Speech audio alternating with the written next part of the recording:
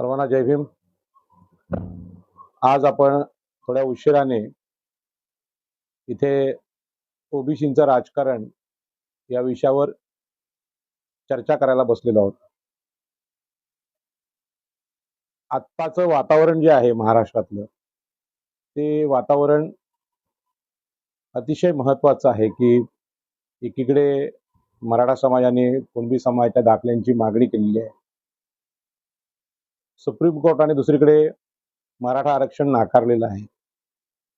आणि अशा परिस्थितीमध्ये ही जी मागणी आपल्याकडे झालेली आहे मराठा आरक्षणाची, ती मागणी ओबीसींना जागे करण्यासाठी अत्यंत महत्त्वाची मागणी आहे.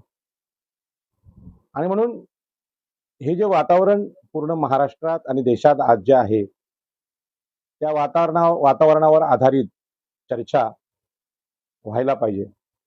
आणि म्हणून ओबीसींच्या राजकारणाची चर्चा करीत असताना आपण नेहमीच आपल्या ओबीसींच्या राजकारणाचा भूतकाळ, वर्तमान काळ आणि भविष्यकाळ या दिशेने विचार करणार आहोत. बंधू आणि भगिनींनो, आपल्या प्रतिक्रिया जर दिसल्या नाहीत समोर, तर असं वाटतं की बाबा काय नक्की हे लाईव्ह चालू आहे की नाही. त्याच्यामुळे आपल्या प्रतिक्रिया मला अत्यंत महत्त्वाच्या आहेत. आणि पुन्हा एकदा मी सर्वांना जय भीम करतो. जोपर्यंत आपल्यापैकी कोणी इथे दिसत नाही, तोपर्यंत बोलायला एकट्याला चुकीचं वाटतं. आणि म्हणून मी आपणाकडून सगळ्यांकडून प्रतिक्रिया अपेक्षित ठेवतो. आजच्या या बहुजन संघटकच्या लाईव्हवर अत्यंत महत्त्वाचा विषय ओबीसींच्या राजकारणाचा इथे घेतलेला आहे. आणि म्हणून या राजकारणाचं जे वर्तमान स्थिती आहे ती आम्ही समजून घेतली पाहिजे. डॉक्टर बाबासाहेब आंबेडकरांनी भारतीय संविधान आपल्या देशाला दिलं आणि आपल्याकडच्या परंपरागत राजकारणाची पद्धत बदलण्याचा एक मार्ग मोकळा करून दिला. परंतु संविधानाने दिलेला जो मार्ग आहे तो समजून घेण्याची आमची आज मनस्थिती दिसत नाही, किंवा हे समजून घेण्याच्या मनस्थितीत लोक दिसत नाहीत, खास करून ओबीसी दिसत नाहीत. आणि म्हणून ओबीसी या शब्दाचा अर्थ पुन्हा एकदा महात्मा ज्योतिबा फुले हे जे आपले सगळ्यांचे खऱ्या अर्थाने मार्गदर्शक आहेत, गुरु आहेत, पितामह आहेत, त्यांच्या भाषेत आपल्याला समजून घ्यावा लागेल. कारण आपल्याला हा विसर पडत चाललेला आहे. आणि म्हणून महात्मा ज्योतिबा फुले यांनी सांगितलं होतं की स्त्री शूद्राती शूद्र हे या देशातले 85% मालक आहेत आणि त्यांच्यावर लादलेली देशांतर्गत गुलामगिरी आहे. त्या गुलामगिरीच्या संघर्षातून महात्मा ज्योतिबा फुले, डॉक्टर बाबासाहेब आंबेडकर, राजर्षी शाहू महाराज म्हणजेच हा फुले शाहू आंबेडकरांचा जो विचार आहे तो देशात पुढे यायला लागला. आणि अशा प्रकारच्या या विचारांनी एक वेगळ्या प्रकारचं राजकारण आपल्याकडे देशबांधवांना पाहायला मिळायला लागलं. आणि म्हणूनच या विषयावर बोलत असताना मी पुन्हा एकदा आठवण करून देईन, ओबीसींचं राजकारण हा आजचा जो विषय आहे चा साधा आणि सरळ शब्दात त्याचा परिचय असा आहे की ओबीसींचं राजकारण म्हणजे शूद्रांचं राजकारण. आपण मनुस्मृतीच्या वर्णव्यवस्थेनुसार ब्राह्मण, क्षत्रिय, वैश्य आणि शूद्र या शेवटच्या सेवा करणाऱ्या हजारो वर्ष गुलामीत पिचत राहिलेल्या शूद्र वर्गाचं प्रतिनिधित्व करतो. आणि म्हणून आज देशामध्ये ओबीसींचं राजकारण पुढे येताना दिसत नाही, हे वास्तव आहे. जरी हा ओबीसी राजकारणाचा विषय असला तरी ओबीसींचं राजकारण का होत नाही? जर ओबीसी, एससी, एसटी हे जर 85% लोक आहेत आणि त्याच्यामध्ये 50% स्त्रिया ह्या जर गुलाम आहेत, तर या सगळ्यांचं मिळून खरं म्हणजे देशावर राज्य असायला पावतं. परंतु महाराष्ट्रापुरतं आपण पाहिलं, देशाचं तर आहेच, परंतु विषय समजण्यासाठी महाराष्ट्राचं राजकारण पाहिलं तर महाराष्ट्राच्या राजकारणात सतत आणि सातत्यपूर्ण 13 मुख्यमंत्री मराठ्यांचे झालेत, उरलेले ब्राह्मणांचे झालेत. एखाद दुसरा अपवाद मुस्लिम आणि मागासवर्गीयांचा असेल, परंतु पूर्ण महाराष्ट्राच्या सत्तेवर जे वर्चस्व आहे म्हणजे मुख्यमंत्री असतील, गृहमंत्री असतील, महसूल मंत्री असतील, प्रमुख मंत्री असतील आणि 150 पेक्षा जास्त आमदार हे मराठा समाजाचे झाले आहेत. आणि मराठा हा जो समाज आहे हा नक्की कोण, की तो शूद्र आहे की क्षत्रिय आहे, या वादामध्ये महाराष्ट्राचे विचारवंत अडकलेले होते. अनेक लोकांनी मराठा हे शूद्र आहेत, काही लोकांनी ओबीसी म्हटलेलं आहे, परंतु महाराष्ट्रात सत्ता ही मराठ्यांचीच होती. आणि ज्या पद्धतीने क्षत्रिय वर्ग मनुस्मृतीमध्ये होता, त्या क्षत्रिय मानसिकतेचे हे मराठा राज्यकर्ते आहेत आणि हे वास्तव कुणीही नाकारू शकत नाही. आणि म्हणून आजच्या घडीला आपण ओबीसींच्या राजकारणाची मांडणी करत असताना की ओबीसीचं राजकारण पुढे का येत नाही किंवा ओबीसी राज्यकर्ते होत का नाही, संख्येने मोठे आहेत, ते अति दुर्बल पण नाहीत, म्हणजे अति गरीब पण नाहीत. या सगळ्या जगाच्या भारताच्या रहाटगाड्यामध्ये ते चांगल्या स्थितीत आहेत, त्यांची स्थिती वाईट नाहीये. परंतु ते राजकीय दृष्ट्या लढत नाहीत किंवा राजकीय सत्तेमध्ये ते पुढे येत नाहीत. त्या कारणांचा शोध घेण्यासाठी आपण इथे बसलेलो आहोत. आणि म्हणून मी आपल्याला सांगू इच्छिन की ओबीसींची जी मानसिकता आहे ती महात्मा ज्योतिबा फुलांनी त्यांच्या काळात सांगितली, ती मानसिकता ही गुलामीची आहे. आणि म्हणून ओबीसी आणि अतिशूद्रांसाठी म्हणजे शूद्र आणि अतिशूद्रांसाठी स्त्रियांसाठी महात्मा ज्योतिबा फुल्यांनी जो ग्रंथ लिहिला गुलामगिरी, तो गुलामगिरी हा ग्रंथ आमच्या मानसिकतेचं वास्तव सांगणारा ग्रंथ आहे. आणि म्हणून पहिल्यांदा महात्मा ज्योतिबा फुल्यांनी या देशामध्ये शूद्रातिशूद्रांना मागासवर्गीयांना सांगितलं की तुम्ही गुलाम आहात, मनाने गुलाम आहात आणि मनाची गुलामगिरी जोपर्यंत तुम्ही फेकून देत नाही तोपर्यंत तुम्ही राज्यच काय स्वतःच्या हिताचा कुठला एखादा निर्णय सुद्धा घेऊ शकणार नाही. आणि म्हणून डॉक्टर बाबासाहेब आंबेडकरांनी सुद्धा मनाच्या स्वातंत्र्याचं स्वातंत्र्य हे खरं स्वातंत्र्य असं सांगितलं. आणि खरं म्हणजे राजकीय दृष्ट्या मागासवर्गीयांच्या म्हणजे ओबीसींच्या शूद्रातिशूद्रांच्या स्वातंत्र्याचा जो उदय आहे तो डॉक्टर बाबासाहेब आंबेडकरांच्या राजकीय जीवनातून होतो. आणि म्हणूनच मी याचं उत्तम उदाहरण देईन की बाबासाहेब आंबेडकरांनी जी सारी आंदोलनं कोकणामध्ये केली, जे माझ्या मनामध्ये सातत्याने मी मांडत असतो.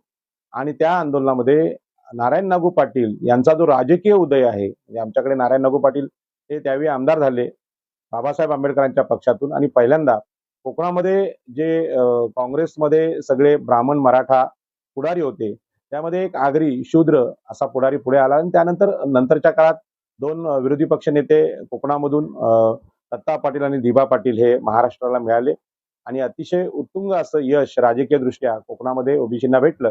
परंतु विरोधी पक्ष नेते होऊन सुद्धा मुख्यमंत्री होऊ शकत नाही, महसूल मंत्री होऊ शकत नाही, हे जे वास्तव आहे ते वास्तव ओबीसींच्या आजच्या गुलामगिरीचं मानसिक गुलामगिरीचं प्रतीक आहे. आणि म्हणून सत्तेत सहभागी होण्यासाठी, सत्तेत पुढाकार घेण्यासाठी, सत्तेमध्ये येण्यासाठी ओबीसींकडे सध्या काय कमी आहे, म्हणजे गुणवत्ता सुद्धा म्हणजे जे मराठा राज्यकर्ते आहेत त्या मराठा राज्यकर्त्यांपेक्षा जास्त चांगली गुणवत्ता आपल्याकडे आहे. आज वर्तमान काळाचं उदाहरण घेतलं तर साताराहून आलेले एकनाथराव शिंदे जे रिक्षा चालक होते ठाण्यामध्ये आणि त्याचवेळी ठाण्यामध्ये अत्यंत प्रभावी पदवीधर म्हणजे अत्यंत गुणवत्ता असलेले प्रथम श्रेणीत उत्तीर्ण झालेले अनंत तरे हे शिवसेनेचे उपनेते होते. त्यांच्यासोबत आगरी सेनेचे राजाराम साळवी होते. हे दोन्ही ओबीसींचे प्रचंड मोठे आणि शक्तिमान गुणवत्तापूर्ण सगळ्या दृष्टीने संपन्न असे नेतृत्व असताना शिवसेनेमध्ये गणेश नाईक मुख्यमंत्री होऊ शकत नाहीत, शिवसेनेमध्ये अनंत तरे मुख्यमंत्री होऊ शकत नाही. उलट अनंत तरे या ओबीसी कोळी नेत्याला पायाखाली तोडून एकनाथ शिंदे मुख्यमंत्री आज झालेले आपल्याला पाहायला मिळतात. असं जर आहे तर मग ह्याच्या पाठीमाग शास्त्रीय कारण काय आहेत की या मराठ्यांकडे काय असं किंवा क्षत्रिय वर्गाकडे अशी काय मोठी शक्ती आहे की ज्या शक्तीमुळे ते सतत पुढे असतात, महाराष्ट्राची सत्ता त्यांच्याकडे जाते आणि आमचे ओबीसी नेते पराभूत होतात, याचं कारण काय? आणि म्हणून या सगळ्याचं मूळ जर शोधायचं झालं तर मी तुम्हाला इतिहासात घेऊन जाईन की या देशामध्ये ज्या धर्मव्यवस्थेने या देशाच्या प्रत्येक नागरिकाच्या मनावर राज्य केलं आणि हे राज्य मनुस्मृती नामक ग्रंथाच्या तत्वज्ञानाने केलं, ते राज्य धर्माचं राज्य आहे आणि या धर्माच्या राज्यानं ब्राह्मण क्षत्रिय वैश्य या तिघांना ताकद दिली. ती ताकद आर्थिक सामाजिक राजकीय तर आहेत पण मानसिक सुद्धा ताकद आहे की ह्या ब्राह्मण क्षत्रिय वैश्यांना या देशातल्या सगळ्या मागासवर्गीयांवर स्त्रियांवर गुलामी लादण्या इतपत राज्य करण्याची धार्मिक ताकद भेटली. आणि याच ताकदीनं ओबीसी म्हणजे शूद्रातिशूद्रांना मानसिक दृष्ट्या दुर्बल बनवलं, गुलाम बनवलं. आणि त्याचे परिणाम केवळ ओबीसी एससी एसटी हा मागासवर्ग 85% वर्ग भोगत नसून देशाने सुद्धा भोगलेला आहे. आणि म्हणून माझ्याकडे आज एक पुस्तक आहे, ते पुस्तकाचं नावच आहे हिंदू इतिहास हारो की दास्तान, असं पुस्तक आहे. आणि हजारो वर्ष हिंदूंचा इतिहास आहे हा पराभूतांचा इतिहास आहे, अशा प्रकारची मांडणी या पुस्तकामध्ये केलेली आहे.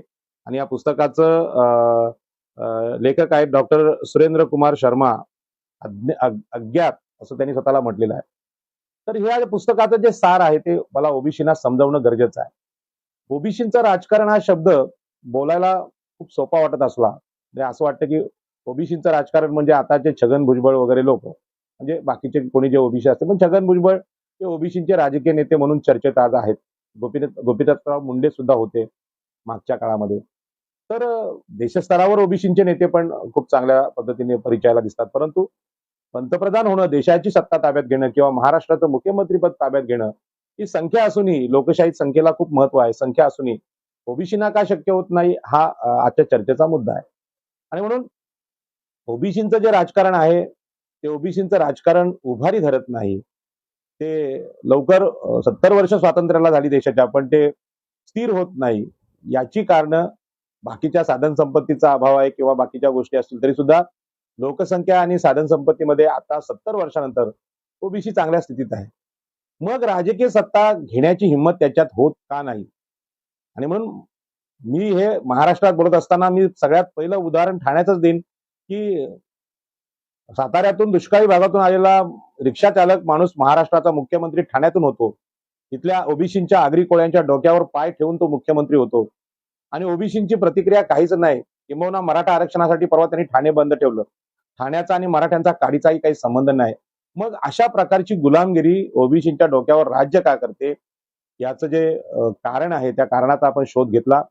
तर मनुस्मृतीचं जे साम्राज्य या देशामध्ये हजारो वर्षांपासून आहे आणि मनुस्मृतीच्या रूपाने हिंदू धर्मांचं जे हिंदू धर्माचं जे सामर्थ्य किंवा हिंदू धर्माची जी शासक प्रणाली आहे, त्यामध्ये ब्राह्मण, क्षत्रिय, वैश्य यांचंच राज्य हिंदू धर्माला माहीत आहे. शूद्रांनी अतिशूद्रांनी गुलामीच करायची, सेवाच करायची, हे तत्व जे आहे, त्या तत्वाने देशावर पण राज्य, देशाच्या मनावर राज्य केलं आणि महाराष्ट्राच्या पण केलं. आणि म्हणून कुठलीही गुणवत्ता नसणारा, फार मोठं शिक्षण नसणारा मुख्यमंत्री या ठाण्यामध्ये, मुंबईमध्ये होऊ शकतो. पण पदवीधर असलेले, अतिशय हुशार, बोलण्यामध्ये चतुर, चारित्र्य संपन्न असलेलं ओबीसींचं नेतृत्व पराभवाची माळ गळ्यात घेऊन इतिहासाच्या काळाआड नष्ट होऊन जातं. ही जी सगळी पद्धत पाहिली तर आता खऱ्या अर्थाने ओबीसींचं राजकारण हा शब्द वापरून चालत नाही, तर ओबीसींच्या मनाचा वेध घेऊन त्याच्यावर उपाय सांगण्याची वेळ आहे असं मला वाटतं. मी आता या पुस्तकाचा परिचय दिला की हिंदू इतिहास हारो की दास्तान. आता जे सनातन धर्माची चर्चा महाराष्ट्रात आणि देशात चालू आहे किंवा बीजेपी किंवा मोदी सरकार, विश्व हिंदू परिषद, बजरंग दल हे भारताच्या भव्य आणि दिव्य इतिहासाची ओळख आपल्याला सतत सांगत असतात आणि ते सांगतात की भारताचा इतिहास हा अत्यंत भव्य आहे, अत्यंत अभिमानास्पद आहे. अशा प्रकारची त्यांची वर्णनं असतात. परंतु हिंदू धर्माचा इतिहास किंवा भारताचा इतिहास पाहिला तर तो देशाचा इतिहास म्हणून गुलामीचाच इतिहास आहे. आम्ही डच, पोर्तुगीज, इंग्रज, फ्रेंच, मोगल, पर्शियन, इराणी या अनेक छोट्या-छोट्या टोळ्यांकडून हरले गेलेले लोक आहोत. आणि हे वास्तव सांगण्याचा प्रयत्न फार कमी होतो. या हरण्याची जी कारणं आहेत, ती कारणं आम्ही अभ्यासली पाहिजेत. या देशातल्या 85% ओबीसी, एस-सी, एस-टी आणि स्त्रिया, ज्यांना महात्मा फुल्यांनी स्त्री शूद्रातिशूद्र असं म्हटलं, त्यांना सर्व प्रकारचे अधिकार हजारो वर्षापासून नाकारले गेले. त्या अधिकारांमध्ये राजकीय सत्ता ही तर नाकारली गेलीच, परंतु शिक्षण सत्ता असेल, व्यापार असेल, संपत्तीचे अधिकार असतील, धर्माचे अधिकार असतील, हे सतत नाकारले गेले आणि त्यांना दुबळं ठेवण्यात आलं.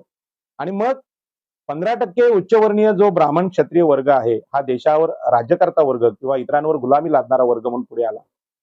आणि यांची जी संख्या पाहिली, साधारणपणे तुम्ही एक अंदाज घ्या की 100 लोक पकडले, जे 100 लोक या देशात, 100 कोटी चा देश समजला आपण उदाहरणासाठी, किंवा 100 लोकांची संख्या पकडली. त्या 100 लोकांमध्ये 50% तर स्त्रिया आहेत, ज्यांना सगळ्या प्रकारचे शस्त्राचे, लढण्याचे, राज्य करण्याचे अधिकार इथल्या मनुस्मृतीने नाकारले.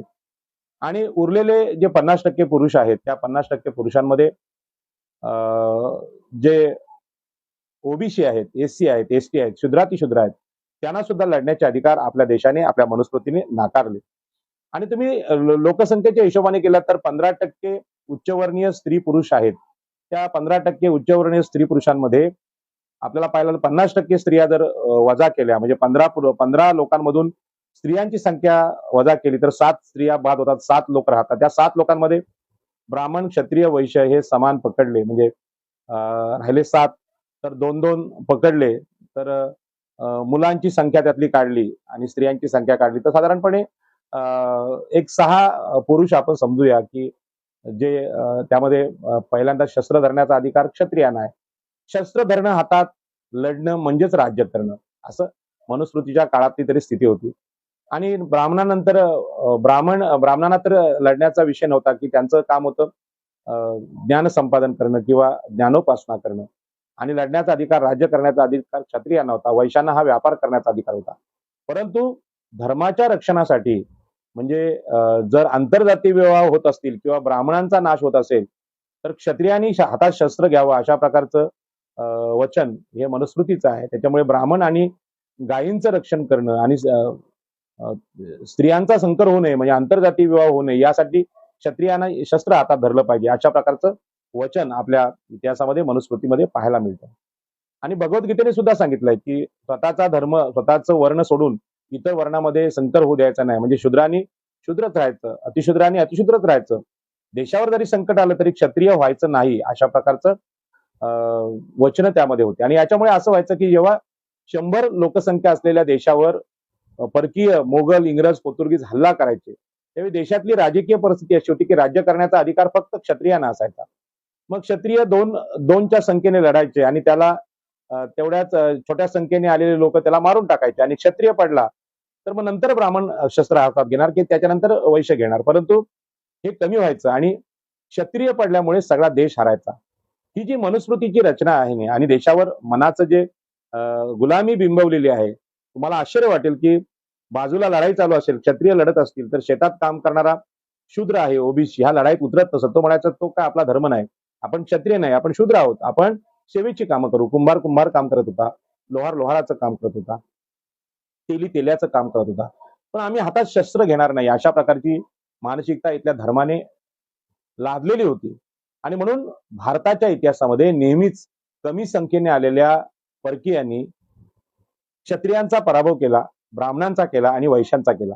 त्या 15% लोकांचा पराभव झाला की देश हारायचा. परंतु 85% लोकांना लढण्याचा अधिकार मनुस्मृतीने आणि इथल्या हिंदू धर्माने नाकारला होता.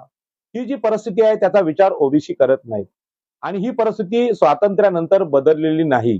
स्वातंत्र्यानंतर या देशामध्ये संविधान आलं, समता आली आणि प्रगतीसाठी, प्रतिनिधित्वासाठी, राजकीय प्रतिनिधित्व असेल, नोकऱ्यांचं असेल, या शिक्षणातलं असेल, यासाठी आरक्षण आमच्या संविधानाने दिलं. परंतु या आरक्षणातून शिकलेल्या लोकांना, जे शिकलेले लोक आहेत किंवा निवडून आलेले ओबीसीचे नेते आहेत, क्षुद्रातिशूद्रांचे नेते आहेत, यांच्या मनामध्ये सतत गुलामीचा संस्कार असल्यामुळे मुख्यमंत्र्यांची खुर्ची आमच्या हातात आली पाहिजे, पंतप्रधानांची खुर्ची आमच्या हातात आली पाहिजे, अशा प्रकारचं लढाऊ मन त्यांच्याकडे कधीच नव्हतं. आणि म्हणून गोपीनाथराव मुंडे असतील, गोपीनाथराव मुंडेंचा मृत्यू झाला. ओबीसीचे मोठे नेते, राष्ट्रीय नेते म्हणून ते पुढे आले होते. कदाचित ते आज महाराष्ट्राचे मुख्यमंत्री असू शकले असते. परंतु ओबीसीच्या नेत्यांना राज्य करायचं आहे, हा राज्यकर्त्याचा विचार देणारं एकही शास्त्र या देशामध्ये नाही किंवा अस्तित्वात नाही किंवा त्यांच्यापर्यंत ते कोणी जाऊ देत नाही. त्यांच्याकडे शास्त्र आहे ते आम्ही ब्राह्मण, क्षत्रिय, वैश्य यांची सेवा करावी, त्यांची गुलामी करावी अशा प्रकारची मानसिकता ओबीसींची घडलेली आहे. आणि दुसरी गोष्ट अशी आहे की ब्राह्मण, क्षत्रिय, वैश्य कपटाने त्यांना कधीही मारतात, त्यांचा सर्वनाश करतात. परंतु हे आमचे शत्रू आहेत. ब्राह्मण, क्षत्रिय, वैश्य आमचे शत्रू आहेत. त्याची पुसटची कल्पना आमच्या नेत्यांना नाही. मला आठवतं छगन भुजबळांना अरेस्ट होण्याच्या पूर्वी आम्ही सगळे ओबीसीचे नेते छगन भुजबळांना भेटलो होतो. त्यांचा जो भ्रष्टाचार एका ब्राह्मण त्यांच्या पीएने बाहेर काढला त्याच्या अगोदर मी स्वतः छगन भुजबळांना भेटलो होतो आणि सांगितलं होतं की तुम्हाला महाराष्ट्राच्या या सत्ताधाऱ्यांकडून, मराठा सत्ताधाऱ्यांकडून धोका आहे. तर ते आम्हाला म्हणत होते की शरद पवारच माझं रक्षण करतील. आणि शरद पवार म्हणजे मराठा, शरद पवार म्हणजे क्षत्रिय, क्षत्रिय ओबीसीचं रक्षण करतील ही फार मोठी अंधश्रद्धा होती. शरद पवार तर करणारच नाहीत, पण ब्राह्मण आणि वैश्य हे सुद्धा करणार नाहीत. हे महात्मा ज्योतिबा फुले आणि डॉक्टर बाबासाहेब आंबेडकरांनी सांगून सुद्धा छगन भुजबळांना कधी कळलं नाही. गोपीनाथराव मुंडेंना कळलं नाही. आणि गोपीनाथरावांचा मृत्यू हे संशयाचं एक मोठं कोडं होऊन बसलेलं आहे. एवढा मोठा धिप्पाड, एवढा मोठा हुशार आणि ज्याचं मास लिडरशिप आहे, म्हणजे ग्राउंडची जी लिडरशिप आहे, ज्यामुळे भाजपला आज खरं म्हणजे देशात आणि राज्यात सत्ता मिळाली आहे. अशा गोपीनाथरावांचा मृत्यू कसा घडला हा संशोधनाचा विषय आहे. परंतु त्यांचा मृत्यू का घडला याचं जे सत्य आहे ते शोधण्यासाठी फार मोठं तत्वज्ञानाची गरज नाही, की या देशामध्ये ओबीसी, एससी, एसटी, शूद्रातिशूद्र आणि स्त्रिया यांनी संपत्ती एकत्र करू नये, संग्रह करू नये. त्यांच्या जीवाचं मोल शून्य आहे. त्यांना राजकीय अधिकारच नाहीत. अशा प्रकारचं शास्त्र सांगणारी मनुस्मृती या देशात आजही आहे. तिथे ओबीसींचा नेता कोणी पंतप्रधान होईल किंवा मुख्यमंत्री होईल, ही कल्पना करणं पण अवघड आहे. आणि म्हणून मी अनेक नेत्यांना जवळून पाहिलेले आहे. आमचे नेते गणेशजी नाईक नवी मुंबईचे अत्यंत धडाडीचा आणि हुशार माणूस, की जो महाराष्ट्राचा मुख्यमंत्री झाला पाहिजे असं मला आठवतं, की रिलायन्सचे त्यावेळचे अंबानी म्हणाले होते आणि तेव्हा छोटे होते ते, की नवी मुंबईतले गणेश नाईक हे महाराष्ट्राचे मुख्यमंत्री होऊ शकतात. एका उद्योगपतीने ती गोष्ट सांगितली होती. परंतु मनोहर जोशी सारख्या माधुकरी मागणाऱ्या माणसानं शिवसेनेत राजकारण कट करून या ओबीसी नेत्यांना बाहेरचा रस्ता दाखवला. पण आमचे शत्रू आम्हाला बाहेरचा रस्ता दाखवतात किंवा आम्हाला संपवतात. ही गोष्ट ओबीसींनी कुठून शिकली पाहिजे, तर ती महात्मा ज्योतिबा फुले आणि डॉक्टर बाबासाहेब आंबेडकर यांच्या चरित्रातून. त्यांना जे अनुभव, अत्यंत वाईट अनुभव आलेले आहेत महात्मा ज्योतिबा फुलेंना आणि डॉक्टर बाबासाहेब आंबेडकरांना, ते अनुभव पाहिल्यानंतर या देशामध्ये राजकीय दृष्ट्या आमची स्थिती काय आहे, आम्हाला सत्ता या देशातले ब्राह्मण क्षत्रिय वैश्य देऊ शकतात का, याचा अंदाज आम्हाला येतो. आणि म्हणून त्यांची चरित्र ज्या ओबीसी नेत्यांनी वाचलेली असतील, ते अत्यंत सावध असं राजकारण करू शकतात. परंतु मला असं आठवतं, की आज महाराष्ट्रात जी स्थिती आहे, की महाराष्ट्राचा मुख्यमंत्री हा सगळ्या महाराष्ट्राचा असतो आणि त्यांनी संविधानाची शपथ घेतलेली असते. आज मराठा समाज हा सामाजिकदृष्ट्या मागासलेला नाही, याचा पण हजारो वर्षांचा इतिहास आहे. ते क्षत्रियच आहेत, किंबहुना मराठे स्वतःला क्षत्रिय समजतात. खारघर पोलीस स्टेशनमध्ये मी चर्चेला बसलो असताना एक पश्चिम महाराष्ट्रातला सिनियर इन्स्पेक्टर तिथे चर्चा करत होता आणि त्या चर्चेत त्यांनी म्हटलं, की आम्ही क्षत्रिय आहोत. म्हणजे संविधानाची शपथ घेतलेला एक साधा इन्स्पेक्टर स्वतःला क्षत्रिय समजतो. क्षत्रिय वृत्तीने तो पोलीस स्टेशनमध्ये वावरतो. क्षत्रिय वृत्तीने वावरतो म्हणजे क्षत्रिय हे शूर असतात अशा भावनेने नाही, तर क्षत्रिय हे नेहमीच तिथल्या ओबीसी, एससी, एसटी या शूद्रांवर अत्याचार करण्यातच स्वतःला क्षत्रिय समजतात. आणि म्हणून क्षत्रियांचा पराभव या देशामध्ये नेहमीच झाला आणि क्षत्रियांचा पराभव हाच हिंदूंचा पराभव, हाच भारताचा पराभव, हाच इंडियाचा पराभव म्हणून गणला गेला. यामध्ये ब्राह्मण क्षत्रिय वैश्य जितके दोषी आहेत, तितके 85% आम्ही ओबीसी, एससी, एसटी दोषी आहोत असं मी समजतो. आणि म्हणून मनुस्मृतीच्या काळात मराठ्यांच्या हातात, ब्राह्मणांच्या हातात आणि वैश्यांच्या, क्षत्रियांच्या हातात शस्त्र दिलं. देशाच्या रक्षणाची त्यांनी जबाबदारी घेतली, पण ती देशाच्या रक्षणाची जबाबदारी नव्हती, तर देशातल्या 85% शूद्रांवर राज्य करण्याची होती. आणि या देशातले 100 कोटीपेक्षा जास्त लोक जोपर्यंत देशाच्या रक्षणासाठी शस्त्र घेऊन सज्ज होत नाहीत, तोपर्यंत देशाचं रक्षण होत नाही, हे वास्तव आहे. आणि म्हणून डॉक्टर बाबासाहेब आंबेडकरांनी समान मताचा अधिकार प्रत्येक नागरिकाला दिला. जातीभेद, वंश, धर्म, वर्ण हे सगळे भेद नष्ट करण्याचा प्रयत्न संविधानात केला. पण या संविधानाचा विचार ओबीसींच्या, शूद्रातिशूद्रांच्या मनापर्यंत पोहोचलेला आहे, मला असं अजिबात वाटत नाही. मी तर हे सांगेन, की छगन भुजबळ यांच्याकडे काय कमी आहे, की आज महाराष्ट्राचे ओबीसी पेटून उठलेले आहेत. त्यांना कळून चुकलंय, की सगळ्या नोकऱ्या, सगळी सत्तास्थानं, सगळ्या जमिनी, सगळी मंत्रिपदं ही केवळ मराठा बांधव किंवा मराठा समाज उपभोगतोय. हे संविधानाच्या विरोधी आहे. 70 वर्षात इतर जातींना जे प्रतिनिधित्व आम्ही द्यायला पाहिजे ते देऊ शकलेलं नाही. आणि तेच राज्यकर्ते, 13 मुख्यमंत्री आणि डझनभर महसूल मंत्री, डझनभर गृहमंत्री ज्या उच्च जातीतून झाले, तेच लोक आज स्वतःला मागासवर्गीय घोषित करायला निघालेत. किंबहुना ते मागासवर्गीय नसताना सत्ता आहे. म्हणजे महाराष्ट्राचा मुख्यमंत्री एकनाथराव शिंदे मराठा आहे आणि म्हणून आम्ही आमच्या सगळ्या मराठ्यांना कुणब्यांचे दाखले वाटू, अशा प्रकारचं संविधान विरोधी, सुप्रीम कोर्टाच्या विरोधी घोषणा करतात, कारण त्यांच्याकडे सत्ता आहे. आणि या सत्तेचा वापर करूनच केंद्रामध्ये संविधानाची तत्व पायदळी तोडवण्याचे प्रकार केंद्रामध्ये चालू आहेत. लोकशाही संरचनेच्या ज्या संस्था देशात आहे, न्याय संस्था असेल, निवडणुका असतील, निवडणूक आयोग असेल आणि अनेक राष्ट्रीय प्रकल्प असतील, या सगळ्या प्रकल्पांमध्ये ब्राह्मण, क्षत्रिय, वैश्य यांचा भरणा करून खरं म्हणजे ओबीसी, एससी, एसटी यांना जे प्रतिनिधित्व नाकारलेलं आहे, त्यांना प्रतिनिधित्व देण्याचा जो प्रयोग या संविधानाने केला होता, तो प्रयोग थांबवण्याचं अघोरी कृत्य सत्तेच्या जोरावर ब्राह्मण, क्षत्रिय, वैश्य करतात. आणि म्हणून आज चर्चा ही आरक्षणाची असली तरी खरी चर्चा व्हायला पाहिजे होती, की 1000 वर्ष ब्राह्मण, क्षत्रिय, वैश्य यांनी आमचं शोषण केलं, देशाचं शोषण केलं, देशाला पराभवाला सामोरं जायला भाग पाडणारे हे मनुस्मृतीचे समर्थक होते. आणि आज तेच लोक आम्ही मागास आहोत, आम्हाला ओबीसीचे दाखले पाहिजे, आम्हाला ओबीसीचं आरक्षण पाहिजे, यासाठी उपोषण करत आहेत. हा जो उपोषणाचा प्रकार आहे हा वेगळ्या प्रकारचा एक दहशतवाद आहे आणि हा दहशतवाद दाखवून देशाची सामाजिक समतेची रचना बिघडवण्याचं काम जे चालू आहे ते सत्तेच्या जोरावर चालू आहे. आणि म्हणून मला अनेक वेळा मला आठवतं की बामसेफ सारख्या संघटना किंवा ओबीसीच्या अनेक संघटना मला सांगायच्या की पाटील साहेब, तुम्ही ओबीसीच्या जनगणनेची मागणी का करत नाही? तुम्ही ओबीसीच्या जनगणनेची मागणी करत का नाही? तुम्ही छोटे छोटे लढे का चालवता? जमिनींचे लढे का चालवता? मच्छीमारांचे लढे का चालवता? तेव्हा मी त्यांना सांगायचो की ओबीसीची म्हणजे शूद्रांची जनगणना केली पाहिजे. हे तुम्ही कोणाला सांगताय? ब्राह्मण, क्षत्रिय, वैश्य ना, ज्यांना मनुस्मृतीने सांगितलं की शूद्रांना कुठलेही अधिकार द्यायचे नसतात, सत्तेचे राहू द्या जगण्याचे सुद्धा अधिकार द्यायचे नसतात, त्यांच्याकडून तुम्ही जनगणनेची अपेक्षा करणार?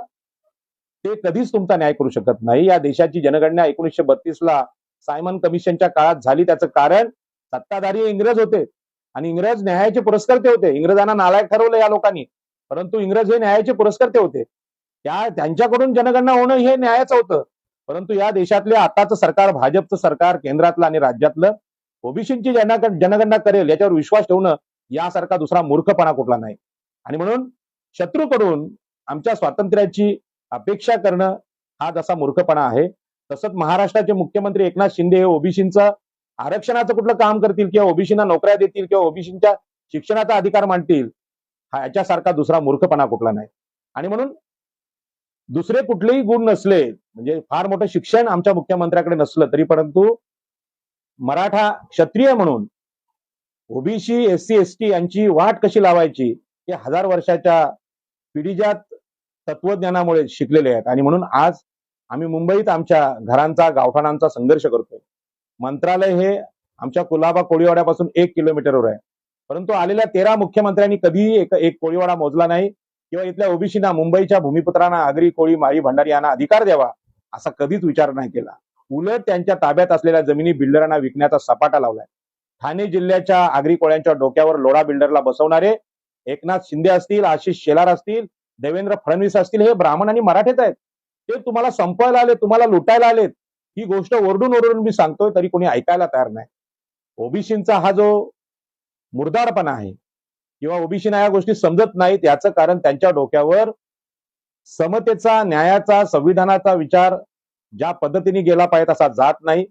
पण कोकणातल्या वेगवेगळ्या बुवा बापूंचे मनुस्मृतीचे विचार त्यांना सहज पोचतात आणि त्या मनुस्मृतीचा टिळा मस्तकावर लावण्यात त्यांना प्रचंड अभिमान आहे. जो टिळा मुख्यमंत्र्यांनी लावलाय तो आमचे लोक टिळा लावतात आणि हाच टिळा ओबीसीच्या गुलामीचं प्रतीक आहे. ओबीसीची राजकीय गुलामी ही ब्राह्मण, क्षत्रिय, वैश्य यांनी लादलेल्या गुलामीमुळे ओबीसीचं कुठलंही राजकारण उभी राहण्याची सुतराम शक्यता नाही. आणि म्हणून आज ओबीसीचे जे नेते ओबीसीचं प्रबोधन करत आहेत त्यांना हे लक्षात येत नाही की ओबीसीना गुलाम करणारा हा इथला हिंदू धर्म आहे, इथला मनुस्मृतीचा धर्म आहे. तो धर्म जोपर्यंत तुम्ही फेकून देत नाही तोपर्यंत ओबीसीच्या मनावरची गुलामगिरी दूर जाऊच शकत नाही. परंतु त्या धर्मात राहूनच आमचं स्वातंत्र्य कसं दिसेल, आम्हाला स्वातंत्र्य कसं शोधता येईल, असा जो ओबीसीचा जो प्रयत्न चाललेला आहे तो आंधळेपणाचा प्रयोग आहे. आणि म्हणून या आंधळेपणामध्ये आम्हाला आमचं स्वातंत्र्य कधीच मिळणार नाही. मला आठवतं डॉक्टर बाबासाहेब आंबेडकरांनी या देशातल्या शूद्रांना मुक्त करण्यासाठी एक छोटंसं भाषण केलेलं आहे. त्या भाषणाचं नाव आहे मुक्ती कोण पते.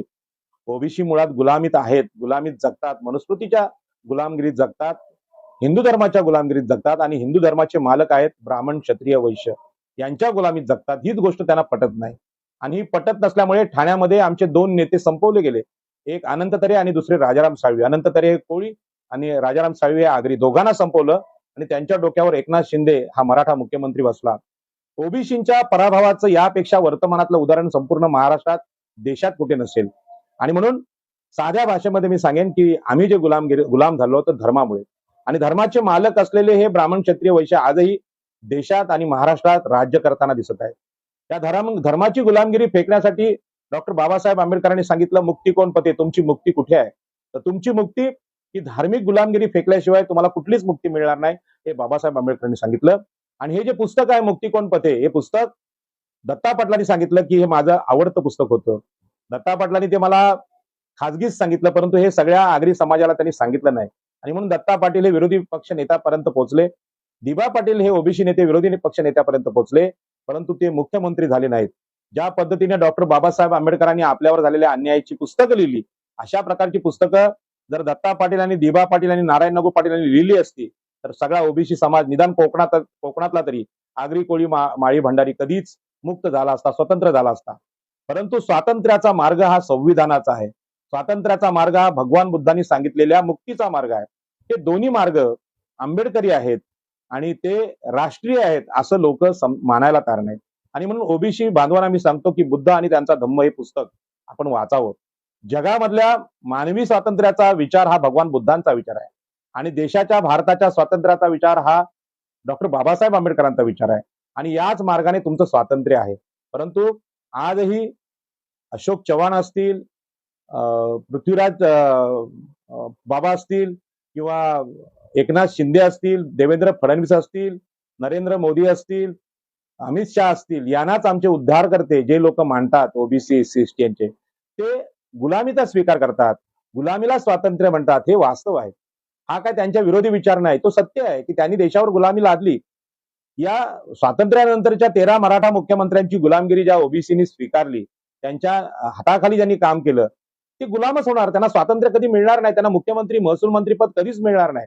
आणि म्हणून ओबीसींना जर कोणाचं नेतृत्व स्वीकारायचं असेल तर महात्मा ज्योतिबा फुल्यांचं वैचारिक नेतृत्व त्यांनी स्वीकारावं, डॉक्टर बाबासाहेब आंबेडकरांचं वैचारिक नेतृत्व स्वीकारावं आणि ओबीसींनी स्वतःचा राजकीय पक्ष आपल्या इथे आणावा. आज तुम्ही पाहिलं असेल, महाराष्ट्राच्या मुख्यमंत्री पदाची शपथ घेणारा मुख्यमंत्री एकनाथ शिंदे मराठा स्वतःच्या जातीचं भलं करण्यामध्ये गुंतलेले आहेत. खरं म्हणजे मराठा जे आहेत त्यांना कुणबी दाखले देणे म्हणजे ओबीसीचे दाखले देणे हे असंविधानिक काम आहे. हे देशाच्या संविधानाच्या विरोधी काम आहे आणि संविधानाच्या विरोधी काम केल्यामुळे खरं म्हणजे यांनी माफी मागायला पाहिजे एकनाथ शिंदेनी. तुम्ही सगळ्या महाराष्ट्राचे मुख्यमंत्री आहात. यामध्ये एससी असतील, एसटी असतील, आदिवासी असतील, स्त्रिया असतील, यांच्या अधिकारांचे विषय तुम्हाला करता येत नाहीत आणि तुम्ही तुमच्या जातीचं राजकारण करता. ती जात क्षत्रिय आहे, कित्येक वेळा सिद्ध झालेली गोष्ट आहे. 8 ते 9 वेळा वेगवेगळ्या आयोगाने हे सिद्ध केलेले आहे की मराठा ते मागास नाहीत, त्यांचं कोणी शोषण केलेलं नाही, ते क्षत्रिय आहेत आणि ते स्वतःला क्षत्रिय समजतात. तरी सुद्धा महाराष्ट्राचा मुख्यमंत्री आपल्या जातीची बाजू घेतो. याचं कारण की सत्ता महाराष्ट्राचे मुख्यमंत्री हे संविधानिक मुख्यमंत्री नाहीत, तर ते क्षत्रिय मुख्यमंत्री आहेत, मनुस्मृतीला अपेक्षित असलेले मुख्यमंत्री आहेत. फडणवीस हे मनुस्मृतीला अपेक्षित असलेले उपमुख्यमंत्री आहेत. अजित पवार सुद्धा हे सुद्धा मनुस्मृतीला अपेक्षित असलेले उपमुख्यमंत्री आहेत. ते कधीच या महाराष्ट्राचे संविधानिक मुख्यमंत्री झालेले नाहीत आणि मागचे सगळे मंत्री सुद्धा मराठा समाजाचे हे क्षत्रिय वृत्तीनेच वागले.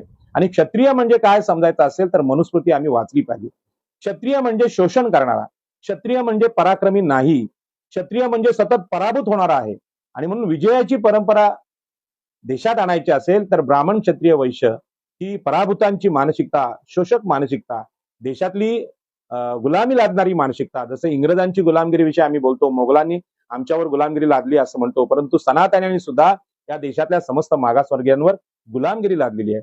ही गुलामगिरी आम्ही जोपर्यंत झुगारून देत नाही, काँग्रेस पक्ष असेल, राष्ट्रवादी असेल, शिवसेना असेल, भाजप असेल, डावे पक्ष असतील, यामध्ये प्रमुख पदावर ब्राह्मण क्षत्रिय वैश्य असतील तर ते मनुस्मृती समर्थक पक्ष आहेत. आणि म्हणून या मनुस्मृती समर्थक पक्षांच्या प्रमुखांच्या हाताखाली आम्ही मुख्यमंत्री होऊ शकत नाही, आम्ही गृहमंत्री होऊ शकत नाही, किंबहुना आम्ही तलाठी झालो तरी सुद्धा आमच्या जमिनीचे अधिकार आम्हाला मिळणार नाहीत. हे वास्तव आमच्या लोकांनी शोधून काढलं पाहिजे. मला आठवतं 1956ला वारसा हक्काने, स्त्रियांच्या वारसा हक्काचा, संपत्तीचा अधिकार देणारा कायदा आला, परंतु प्रत्यक्षात वडिलांच्या जमिनीवर मुलींना वारसा हक्क देण्यासाठी 2005 साल उघडावं लागलं. राज्यसभेत त्यानंतर लोकसभेत ठराव होऊन तो कायदा आला. म्हणजे 50% स्त्रियांच्या अधिकारांचा कायदा याला 2005 साल उजाडावं लागलं. कारण या देशामध्ये जे ब्राह्मण क्षत्रिय वैश्य राज्य करतात ते शूद्रांना जसे अधिकार नाकारतात तसे स्त्रियांना सुद्धा नाकारतात. हे वास्तव समोर होतं. आज मी डोंबिवलीमध्ये, कल्याणमध्ये नागझरी या गावात गेलो होतो. तिथल्या भावांनी, 2 भावांनी 3 बहिणींना आपल्या सातबाऱ्यावर जमिनींचे अधिकार नाकारले होते आणि ज्या कंपनीने ती जमीन घेतली होती ते कंपनीचे मालक बन्सल म्हणून ब्राह्मणच असतील, ते सुद्धा असं म्हणत होते की हमको क्या मालूम ये कौन है, इनकी बहनाएं कितने हैं, हमने पैसा दिया 2 भाई को. अरे बोलो, तू देशाच्या संविधानाला अपेक्षित असलेल्या स्त्रियांचा वारसा हक्क नाकारलेला आहेस, तुझ्यावर गुन्हा नोंद आम्ही करू असं जेव्हा त्यांना सांगितलं होतं, हे काय होत आहे, वकिलाला त्यांच्या सांगितलं. वकील बोलतात की सातबाऱ्याला नावत नसतील. अरे सातबाऱ्याची नोंदच तुम्ही घेतली नाही. ठाणे जिल्ह्यात स्त्रियांच्या विरोधी असणारा आज मुख्यमंत्री आहे, तो मुख्यमंत्री क्षत्रिय आहे आणि तो स्त्रियांना अधिकार देत नाहीच. पण ओबीसीच्या सगळ्या जमिनी लोढा या वैश्य बिल्डरच्या हातात दिलेल्या आहेत त्यांनी. आणि म्हणजे ठाणे जिल्ह्यावर मुंबईवर एक वेगळ्या प्रकारची गुलामगिरी आहे. अशाच प्रकारची गुलामगिरी कोकणामध्ये आम्हाला आज पाहायला मिळते. आणि म्हणून ओबीसींना मला हे सांगायचं आहे की जोपर्यंत मनुस्मृतीचा काळा अंधार, मनुस्मृतीचं महापाप ओबीसी जोपर्यंत समजून घेत नाहीत आणि डॉक्टर बाबासाहेब आंबेडकरांची ओबीसींना मुक्त करण्याची, स्वतंत्र करण्याची भूमिका, संविधानिक भूमिका आम्ही समजून घेत नाही, तोपर्यंत आमचा नेता कोण असावा हे ओबीसींना समजत नाही. आणि म्हणून शरद पवार आमचे नेते कधीच होऊ शकत नाहीत. बाळासाहेब ठाकरे ज्यांनी आरक्षणाला कुबड्या म्हटलं, आरक्षण नाकारलं, ते आमचे कधी नेते होऊ शकत नाहीत. मनोहर जोशी तर होऊ शकत नाहीत. बाकी राहिली सगळ्या गोष्ट बीजेपीच्या लोकांची. बीजेपीचे लोक हे मनुस्मृतीचे समर्थक आहेत. आणि म्हणून अनेक ठिकाणी अनेक नेत्यांनी म्हटलंय की बीजेपीनी किंवा राष्ट्रीय स्वयंसेवक संघाने जशी मनुस्मृतीनी डॉक्टर बाबासाहेब आंबेडकरांनी 14 म्हणजे महाडमध्ये जाळली, तशा प्रकारचं मनुस्मृती दहन हे दिल्लीमध्ये करावं, नागपूरला करावं आणि सांगावं आम्ही मनुस्मृती जाळून टाकली, मनुस्मृती संपवली. अलीकडेच मोहन भागवत म्हणाले की 2000 वर्ष आम्ही ज्यांचं शोषण जातीच्या आधारावर केलं, तर मग आरक्षण तुम्हाला 200 वर्ष सहन करण्याची क्षमता नाही का? ते नाही आहे, हे बोलायचं आहे. 2024च्या निवडणुका जिंकायच्या आहेत मोहन भागवतांना. आणि म्हणून अशा प्रकारची वक्तव्य ते करतात. परंतु ब्राह्मण, क्षत्रिय, वैश्य यांचा हजारो वर्षांचा इतिहास पाहिला तर तो आमच्यावर गुलामगिरी लादण्याचाच इतिहास आहे. ते कितीही गोड बोलले तरी आम्हाला काही राज्य हे लोक देणार नाहीत. आणि राजकीय सत्ता अशी गोष्ट असते की ती कोण कोणाला देत नाही. आणि सत्ता ही फार महत्वाची गुरुकिल्ली आहे. आमची गुलामगिरी संपवायची असेल तर राजकीय सत्ता आमच्या हातात असली पाहिजे. माझा अभ्यास आहे त्या पद्धतीने मी सांगतो की माझ्या स्वतःच्या जीवनामध्ये वयाच्या 35व्या वर्षापर्यंत डॉक्टर बाबासाहेब आंबेडकर मी वाचले नव्हते. तोपर्यंत राजकीय सत्ता काय असते, अहो नोकरीतली सत्ता तरी काय असते, 2 नोकऱ्या तोपर्यंत मी गमावल्या होत्या. शिक्षणातली सत्ता काय असते हे मला कधीच काही कळलं नव्हतं. आणि ज्या दिवशी बाबासाहेब आंबेडकर कळले मला 2005 ला समजले.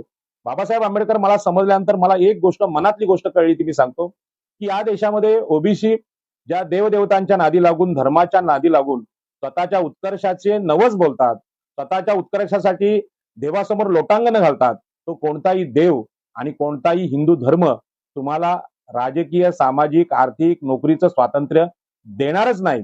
ही गोष्ट मला 2005 साली कळली. बाबासाहेब वाचले आणि बाबासाहेब आंबेडकरांनी या देशातल्या विषमतावादी धर्माला लाथ मारली, मनुस्मृती जाळून टाकली आणि स्वतःच्या प्रगतीचा वेध घेण्यासाठी हा देशच नाही तर अख्खं जग पालतं घातलं. आणि ते जग पालतं घालून त्यांनी जो विचार येथे दिला, त्यांनी बाकीच्या ओबीसींचा बराचसा जो खर्च आहे, श्रम आहे ते वाचवलेला आहे. म्हणजे आज आम्हाला परदेशात जाणं शक्य नाहीये, पण बाबासाहेब आंबेडकर जर वाचले तर आम्ही परदेशात जाऊन शिक्षण घेतल्याप्रमाणेच आहे. आणि त्यांनी जे सांगितलेलं आहे, त्यांनी सांगितलं की या देशातला ब्राह्मण, क्षत्रिय, वैश्य हा तुमच्यावर सतत गुलामगिरी लागतो. ब्राह्मण हा धार्मिक गुलामगिरी लागतो. ब्राह्मण हा प्रवचन करतो.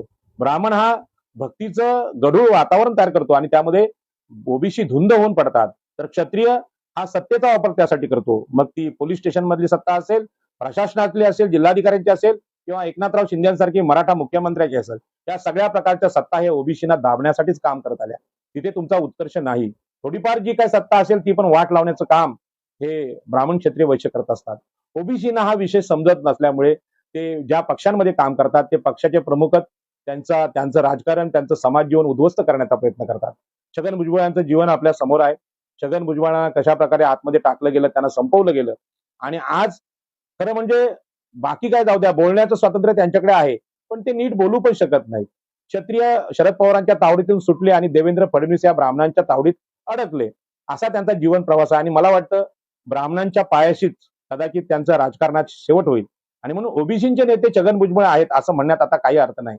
खरं म्हणजे नेता जर ओबीसीना पाहिजे असेल तर ब्राह्मण, क्षत्रिय, वैश्य यांच्या मिठीतून सुटलेला, त्यांच्या मिठीत न मावणारा, त्यांच्यापासून स्वतंत्र असलेला नेता हा ओबीसीचा नेता असू शकतो.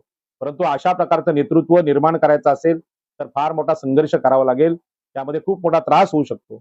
आणि म्हणून मला आठवतं की मी विधानसभा लढलो 2009 ला. 2005 ला मला बाबासाहेब कळले आणि लगेच मी राजकीय निवडणूक लढलो. कारण मला कळलं की हे बाकीच्या सत्ता वगैरे सगळ्या संधी नोकऱ्या विक्र्या ठीक आहे, परंतु आपण जर आमदार झालो किंवा मुख्यमंत्री झालो तर ओबीसीची सगळी राजकीय, सामाजिक परिस्थिती आपण बदलू शकतो.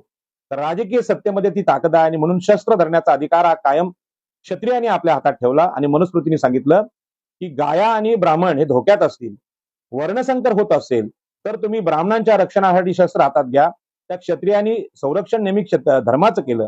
जो धर्माचं रक्षण जे केलं गेलं, तो धर्म आमच्यावर गुलामगिरी लादणारा धर्म या देशामध्ये होता. आणि म्हणून आम्हाला जर स्वतंत्र व्हायचं असेल, तर संविधानाचा विचार हा मनुस्मृतीला आणि धर्माला पर्याय असलेला विचार आहे. आणि पर्याय असलेला विचार डॉक्टर बाबासाहेब आंबेडकरांनी दिला. आणि म्हणून आजच्या घडीला ओबीसीना राजकीय नेतृत्व उभं करायचं असेल, तर जो कोणी राजकीय नेता आहे, तो राजकीय नेता मनाने स्वतंत्र असला पाहिजे. स्वतंत्र भारताच्या विचारसरणीची मांडणी करण्यासाठी मनुस्मृती आणि हिंदू धर्म हा उपयोगाचा नाही, तर तो देशाच्या गुलामगिरीचा मार्ग आहे. आणि तो त्यागून स्वतंत्र विचार जर तुम्हाला करत असेल, तर डॉक्टर बाबासाहेब आंबेडकर आणि भगवान बुद्ध यांच्या स्वतंत्र विचाराने आम्हाला पुढे जायला लागेल. आणि म्हणूनच राजकीय संधीची वाट पाहत असताना, काहीही शक्ती जवळ नसताना, सार्वजनिक जीवनात रोज शेतकऱ्यांच्या स्वातंत्र्यासाठी मैदानावर लढत असताना, मी सुद्धा खरं म्हणजे राजकीय विजयाची स्वप्न पाहत असतो. परंतु ही स्वप्न पाहत असताना मागच्या लोकसभेच्या निवडणुकीत आदरणीय बाळासाहेब आंबेडकर यांनी मला बोलावून घेतलं आणि सांगितलं, राजाराम पाटील साहेब, तुम्ही ओबीसीचे नेते आहात, परंतु ओबीसीचं राजकीय आरक्षण हे महाराष्ट्राच्या विधानसभेने संपवलेलं आहे. या विधानसभेत 150 पेक्षा जास्त मराठ्यांचे, सरंजामी मराठ्यांचे आमदार बसलेले आहेत. ते ओबीसीचं आरक्षण संपवणार. मग तुम्हाला ओबीसीचं आरक्षण वाचवायचं असेल तर मोर्चे काढणार का, आंदोलन करणार का, काय तुम्ही याचना करणार मराठा मुख्यमंत्र्यांच्या दारामध्ये? विरोधी पक्ष नेता मराठा, मुख्यमंत्री मराठा, हे तुम्हाला तुमचं आरक्षण देतील का, नोकऱ्या देतील का, उद्योग देतील का? तर नाही. तर तुम्हाला राजकीय लढाईच लढावी लागेल. आणि म्हणून माझ्या सोबत असलेल्या अनेक ओबीसी नेत्यांना बाळासाहेबांनी निवडणुका लढण्याचा सल्ला दिला. मी बाळासाहेबांचं ऐकलं, पण ते माझा निर्णय हा स्वप्नाळू होता. मी बाळासाहेबांना सांगितलं की मी ही लोकसभा लढायला तयार आहे, परंतु माझ्याकडे तेव्हा पैसे नव्हते. आणि ही गोष्ट मी बाळासाहेबांना पुण्यातल्या घरात जाऊन सांगितली की बाळासाहेब, तुम्ही मला लोकसभा लढवण्याचा सल्ला दिलात, पण माझ्याकडे पैसे नाही. तेव्हा त्याने सांगितलं, तुम्ही पैशाची काळजी करू नका, तुम्ही निवडणूक लढणं हे महत्वाचे आहे. आज ओबीसींना अशा प्रकारचा नेता हवा आहे की जो ओबीसींची मानसिक गुलामगिरी समजेल. ओबीसींची आर्थिक स्थिती ही अत्यंत नाजूक आहे. मला माहिती आहे की लोकसभा लढण्या इतके पैसे सगळ्याच ओबीसी तरुणांकडे नाहीत. परंतु या सगळ्यामध्ये सगळ्या अडचणी जरी असल्या तरी ओबीसींना मानसिक आधार देणारा नेता ब्राह्मणांमध्ये नाही, क्षत्रिय मराठ्यांमध्ये नाही आणि वैश्यांमध्ये नाही. ते कधीच ओबीसींना भाऊ म्हणत नाहीत. ते कधीच शूद्रांना, स्त्रियांना आपल्या जवळचा माणुसकी किंवा करुणा जी म्हणतात, यांना 1000 वर्ष आम्ही पिडलेलं आहे, यांचं शोषण केलंय, यांना जरा सत्ता हाती देऊया, यांचा सामाजिक न्याय होऊ द्या, असं त्यांना कधीच वाटत नाही. ते मनातून कायम कपट ठेवत आलेले आहे. आणि ओबीसीना ही गोष्ट हळूहळू समजायला लागली. आज मराठ्यांना कुणब्यांचे दाखले द्या हा जो तुघलकी निर्णय आहे, हे सगळे महाराष्ट्राचे आमदार आणि मुख्यमंत्री घेत होते. त्यांना त्यावेळी ओबीसीना जाणवत होतं का हा आमच्यावरचा अन्याय आहे. परंतु अन्याय दूर करण्यासाठी आरती करून, याचना करून अन्याय दूर होत नसतो. तर शस्त्र म्हणजे देशाची सत्ता हातात घ्यावी लागते. आणि शस्त्र हातात घेण्याचं धाडस ज्यांच्या मध्ये असतं ते मरायला सुद्धा तयार असतात. ते पराभवाची काळजी करत नाहीत. आणि म्हणून हा देशच पराभवाचा उदाहरणाने भरलेला आहे. मी सगळ्याच पराभवाची उदाहरणं इथे देत बसत नाही, परंतु मी हे सत्य सांगतोय की शस्त्राचा अधिकार क्षत्रियांनी हातात ठेवला. क्षत्रिय पडला तर ब्राह्मण शस्त्र हातात घेईल, आणि ब्राह्मण पडला तर वैश्य घेईल. पण तिघांनाच शस्त्राचा अधिकार, 50% स्त्रियांना नाही, ओबीसी, एससी, एसटी नाही, यांना नाही. त्याच्यामुळे भारताचा पराभव होत असताना आम्ही नेहमीच ओबीसीनी बघ्याची भूमिका घेतली. आजही देश विकला जातोय तो आमच्या देशातल्या ब्राह्मण, क्षत्रिय, वैश्य यांच्याकडून. हा देशाचा आंतरराष्ट्रीय स्तरावर पराभवच आहे. आणि मोदींचा हा पराभव सगळे पत्रकार आज जगभरात पाहत आहेत. आणि हा पराभव हा 85% देश आमचा असेल तर तो आमचा पराभव आहे. आणि म्हणून आमच्या मनात आमच्या अधिकारांची, आमच्या राजकीय स्वातंत्र्याची जोपर्यंत भावना तयार होत नाही, रयतेचे राजे छत्रपती शिवाजी महाराज यांनी ओबीसींच्या हाती, मागासवर्गीयांच्या हाती शस्त्र दिलं, आरमार दिलं. अशा प्रकारचा राजा, एखादा राजा दुर्मिळ असतो, सम्राट अशोकासारखा एखादा राजा दुर्मिळ असतो. परंतु बाकीची जे सगळे व्यवस्था आणि वातावरण या देशामध्ये आहे ते आमच्यावर मानसिक गुलामगिरी लादणार आहे. धर्माच्या माध्यमातून रोज हजारो प्रवचन टीव्हीवर आणि मीडियावर येत आहेत. आणि त्यामध्ये शूद्रांचं काम करावं, ठेविले अनंते तैसेची राहावे, चित्ते असू द्यावे समाधान. हा अनंत जो आहे तो अनंत हा मनुस्मृती आहे. यांचा ईश्वर सुद्धा आम्हाला गुलामी लादणारा ईश्वर असेल, देव जर गुलामी लादणारा असेल, तर अशा प्रकारच्या देवाच्या आणि धर्माच्या गुलामगिरीला जोपर्यंत आम्ही लाथाडून पुढे येत नाही, तोपर्यंत राजकीय सत्तेचं यश आहे ते आमच्या हातात पडणार नाही. मुळात ओबीसीना राजकीय सत्ता हातात घ्यावी असंच वाटत नाही. त्यांना असं वाटतं की शरद पवार आम्हाला तिकीट देतील, आम्हाला अशोकराव चव्हाण तिकीट देतील, आम्हाला पृथ्वीराज बाबा तिकीट देतील, आम्हाला देवेंद्र फडणवीस तिकीट देतील. संबंध काय यांचा? त्यांनी 1000 वर्षे महाराष्ट्राला नासवलं. सत्ता, संपत्ती, सरंजामीपणा पाटील कुलकर्णी हेच झाले आणि इतरांवर ज्यांचं शोषण केलं, ज्यांनी राज्य केलं, हे लोक या देशामध्ये स्वातंत्र्य, संविधान, समता, बंधुता आणतील यावर विश्वास ठेवणं यासारखा मूर्खपणा दुसरा कुठला नाही. आणि म्हणून मला असं वाटतं की ओबीसीचं राजकारण उभं राहत नाही, याला कारण ब्राह्मण क्षत्रिय वैश्य नसून ओबीसीच्या मनात असलेली गुलामगिरी हे कारण आहे. महात्मा ज्योतिबा फुलेंनी आम्हाला गुलामगिरी सांगितली. डॉक्टर बाबासाहेब आंबेडकरांनी सांगितलं की गुलामाला गुलामीची जाणीव करून द्या, तो बंड करून उठेल. परंतु बाबासाहेब आंबेडकर, महात्मा ज्योतिबा फुले यांच्यानंतर ओबीसींना त्यांची गुलामगिरी ठणकावून सांगणारा नेताच नाही. आणि म्हणून गुलामीला स्वातंत्र्य मानणारे लोक म्हणजे शरद पवारांचं आतापर्यंत शिष्यत्व पत्करणारे छगन भुजबळ किंवा बाळासाहेब ठाकरेंचं शिष्यत्व पत्करणारे छगन भुजबळ किंवा गोपीनाथ मुंडे असतील, भाजपचं शिष्यत्व पत्करणारे नेतृत्व, हे ओबीसीचं नेतृत्व कधीच नव्हतं. ओबीसीच्या नेत्यांनी या देशात स्वतंत्र पक्षाची स्थापना करावी. ओबीसीच्या नेत्याने स्वतंत्रपणे निवडणुका लढवाव्यात. फार फार आपल्याला जर या देशामध्ये जर संघटन उभं करायचं असेल तर 50% स्त्रिया ज्या आमच्या आया बहिणी आहेत त्यांना सोबत घ्यावं. आणि एससी एसटी हे आदिवासी बांधव असतील, अतिशूद्र बांधव असतील, हे आमचे सख्खे भाऊ आहेत आणि स्त्रिया या आमच्या खरं म्हणजे जन्मदात्या आहेत. यांच्या स्वातंत्र्याचं युद्ध देशामध्ये उभं करणं गरजेचं आहे. आज देशामध्ये भारत विरुद्ध इंडिया असा जो वाद चालू आहे, सनातन धर्माचा वाद चालू आहे, या इंडियाची व्याख्या सुद्धा आपण केली पाहिजे. ज्या देशामध्ये 50% स्त्रियांना कधी अधिकार आणि सत्ताच मिळाली नाही, अशा 50% स्त्रियांच्या अधिकारांसाठी आपण राजकीय लढाई लढलो पाहिजेत. स्त्रियांना 50% तिकीट आम्ही देऊ शकलो पाहिजेत. आम्ही एससी एसटीना नेतृत्व देऊ शकलो पाहिजेत. हे जर आम्ही करत नसू आणि जर नेहमीच ब्राह्मण क्षत्रिय वैश्यांच्या पक्षामध्ये राहून आम्ही या देशाच्या सत्ता परिवर्तनाची स्वप्न पाहत असू तर अशा प्रकारची सत्ता कधीच अस्तित्वात येणार नाही. जे हजारो वर्ष झालं ते पुढे होत राहील. आणि म्हणून मला अजूनही असं वाटतं की आम्ही ओबीसी लोक मनाने गुलाम आहोत आणि म्हणून आम्हाला आमचं आरक्षण वाचवा, आमची जनगणना करा अशी भीक मागायची वेळ आली. सत्ता जर हातात घेऊ शकलो तर अशा प्रकारची भीक मागायची वेळ येणार नाही. आणि सत्ता हातात घेण्यामध्ये तुम्हाला माहिती आहे, सत्ता ही सगळ्या जगामध्ये इंग्रजांना सुद्धा जर या देशाची सत्ता मिळाली तर शस्त्रांनी लढून मिळाली. मोगलांनी शस्त्रांनी लढून सत्ता मिळवली. परंतु शस्त्रच मोठी असतात हे जे आहे ते अर्धसत्य आहे. खरं म्हणजे जर या देशातला 85% वर्ग स्त्रिया, शूद्र, अतिशूद्र हे लोक संख्येने जर एवढे मोठे आहेत तर लोकशाहीमध्ये संख्येला महत्व असतं, लढाईमध्ये पण त्या संख्येला महत्व असतं. परंतु तो जर लढणारा सैनिक हा मनाने गुलाम असेल तर त्यांच्या संख्येला काडीची किंमत राहत नाही. आणि म्हणून मुठभर मोगलांनी, मुठभर इंग्रजांनी, मुठभर पोर्तुगीजांनी, मुठभर डचांनी जसं देशाला गुलाम केलं तसं मुठभर ब्राह्मणांनी, मुठभर क्षत्रियांनी आणि मुठभर वैश्यांनी आम्हा ओबीसीना गुलाम केलेला आहे. या ओबीसीच्या नेतृत्वाचा उदय करायचा असेल तर आम्ही कधीही ब्राह्मण, मराठा, क्षत्रिय, वैश्य यांच्या हाताखाली काम करणार नाही हे सांगण्याची वेळ आली, ही शपथ घेण्याची वेळ आली. आणि ही शपथ जर आम्ही घेऊ शकलो तर निश्चितपणे या देशातल्या ब्राह्मण, क्षत्रिय, वैश्य यांनाही आम्ही न्याय देऊ आणि 50% स्त्रियांना न्याय देऊ, शूद्रातिशूद्रांना न्याय देऊ. हे चित्र मला स्पष्ट दिसतंय. परंतु आमच्या स्वातंत्र्याचा उगम आमच्या मनामध्ये कधी होणार, जोपर्यंत आमच्या डोक्यावर वैदिक हिंदू धर्माचा पगडा आहे, मनुस्मृतीचा पगडा आहे, तोपर्यंत ओबीसी स्वतंत्र होऊच शकत नाही. हे मला कळलेलं सत्य आहे. जे सत्य मी महात्मा ज्योतिबा फुले आणि डॉक्टर बाबासाहेब आंबेडकर, भगवान बुद्ध, भगवान महावीर यांच्याकडून शिकून घेतलेलं आहे. माणसाचं चांगलं जीवन, चांगलं शरीर संपवण्याचं काम मानसिक दृष्ट्या ही मनुस्मृती करत असेल तरी मनुस्मृती आम्ही फेकून दिली पाहिजे. संविधानातला समतेचा विचार, संविधानातला लोकशाहीचा विचार हाच आम्हाला स्वातंत्र्य देऊ शकतो. आणि म्हणून ओबीसींचा राजकीय विचार आहे किंवा ओबीसींची जी आजची राजकीय गुलामगिरी संपवायची असेल तर ते ओबीसीच घालवू शकतात. या देशातला कुठलाही ब्राह्मण, या देशातला कुठलाही क्षत्रिय, या देशातला कुठलाही वैश्य किंवा कुठलाही बुवा बापू, कुठलाही धर्मगुरू ओबीसीना राजकीय अधिकार, मुख्यमंत्रीपद, पंतप्रधान पद देऊ शकत नाहीत. नरेंद्र मोदी हे ओबीसी नाहीत. नरेंद्र मोदींसारखे जे ओबीसी आहेत ते ब्राह्मण, क्षत्रिय, वैश्य यांचे गुलाम आहेत, धर्माचे गुलाम आहेत. अशा प्रकारच्या ओबीसींची जी गुलामगिरी आहे ते स्वातंत्र्य नाही, हे मी आपल्याला निक्षून सांगतो. माझी अशी विनंती आहे. 2019ला आमच्यापैकी बरेचसे ओबीसी बाळासाहेब आंबेडकरांच्या नेतृत्वाखाली लोकसभा लढले.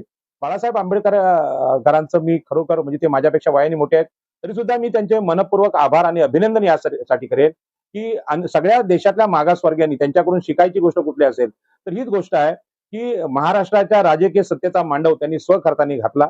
आम्हाला तिथे बोलवलं आणि आम्हाला तिथे निवडणुकीत अक्षरशः नाचवलं, मोठमोठ्या सभा केल्या. हा आदर्श ओबीसींच्या कुठल्या तरी नेत्यांनी घ्यावा असं मला वाटतं. हे म्हणत असताना मी असं म्हणत नाही की दुसऱ्यांनी केलं पाहिजे. माझी पण ती तयारी चालू आहे.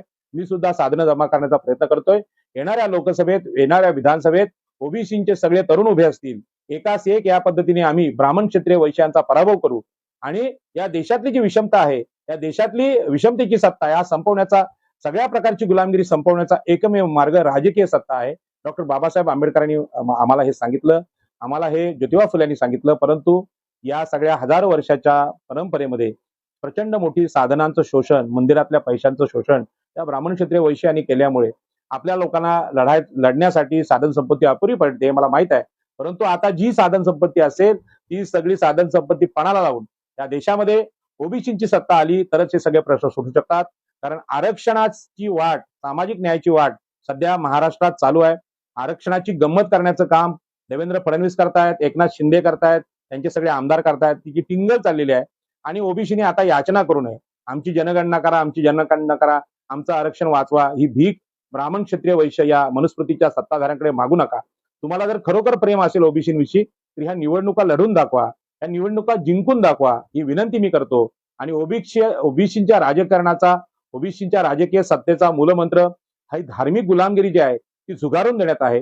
धर्मानेच या देशाला गुलाम केलं. या देशाचा पराभव इथल्या वैदिक आणि हिंदू धर्माने केला, हे स्पष्ट माझं मत आहे. त्याचे अनेक पुरावे त्या पुस्तकामध्ये आहे. खरं म्हणजे ते सगळे रेफरन्स घेऊन बोलायला पाहिजे मला माहित आहे, परंतु ते बोलत असताना तुमच्याशी जो संवाद आहे तो तोडून मला बोलता येत नाही.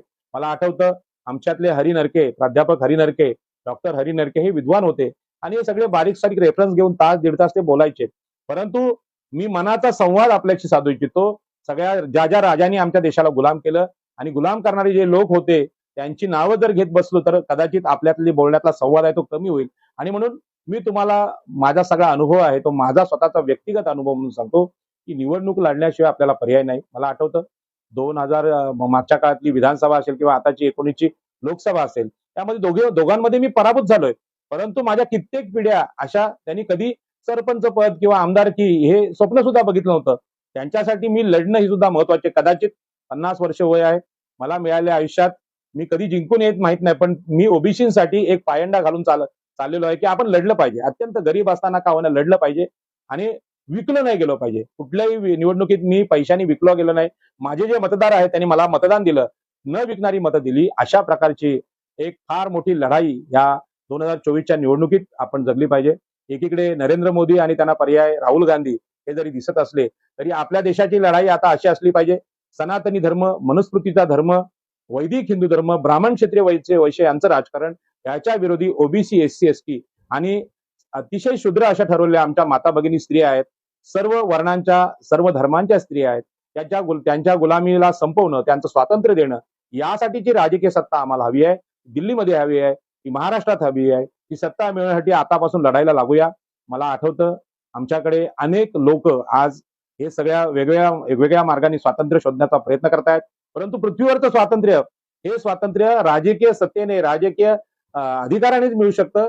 ते आकाशातला देव किंवा ईश्वर देऊ शकत नाही. वास्तव मला कळलेलं आहे, आपण समजून घ्या असं मी विनंती आपणास करतो. आणि आपण निवडणुका लढूया आणि जे मतदार असतील त्या मतदारांना संघटित करून ओबीसी नेत्यांना कसं विजयापर्यंत नेता येईल याचं काम करूया. आणि मध्ये अडकलेल्या नेत्यांमध्ये आपण अडकू नये. त्याच्यामुळे छगन भुजबळांसारखे जे ब्राह्मण क्षत्रिय वैश्य यांचे गुलाम असलेले राजकीय नेतृत्व आहेत ते आमचे नेते नाहीत. जर त्यांना स्वतंत्रपणे निवडणूक लढवायची असेल तर ओबीसीनी त्यांच्या पाठीशी उभं राहावं, अन्यथा आपण स्वतंत्र निवडणुका लढूया हे मी आपल्याला विनंती करतो आणि माझं बोलणं संपवतो. जय हिंद, जय महाराष्ट्र, नमो बुद्धाय.